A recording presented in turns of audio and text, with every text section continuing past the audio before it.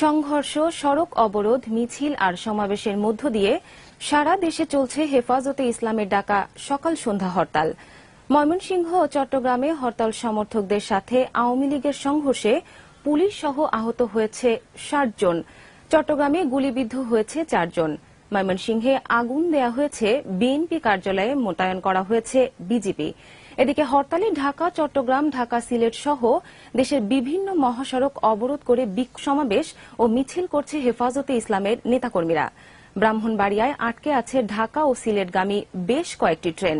২১ প্রতিনিধিদের সহায়তায় রিপোর্ট করছেন ফয়সাল সরকার।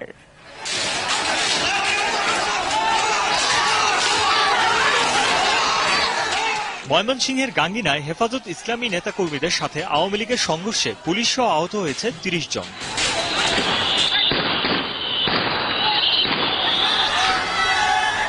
চট্টগ্রামের লালখান বাজার ও ওয়াসার মোড়ে আওয়ামী লীগ ও হেফাজতে ইসলামের নেতাকর্মীদের মধ্যে সংঘর্ষ হয়। এতে হেফাজত ইসলামের ৩ কর্মী গুলিবিদ্ধ হয়।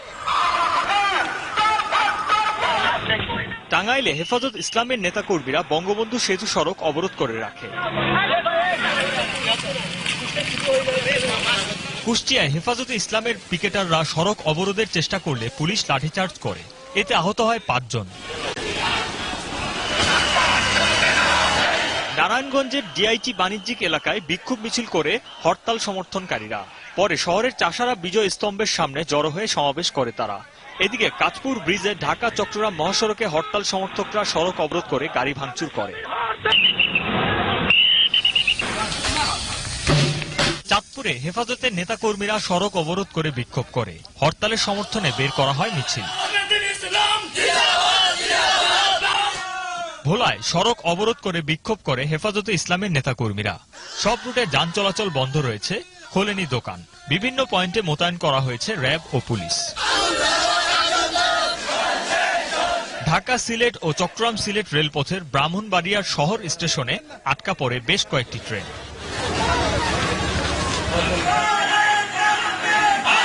খুলনায় বিভিন্ন মাদ্রাসা থেকে খন্ড খন্ড মিছিল নিয়ে হেফাজতের নেতাকর্মীরা ডাকবাংলার মোড়ে জমায়েত হয়ে সমাবেশ করে। Desk report, ২১ television.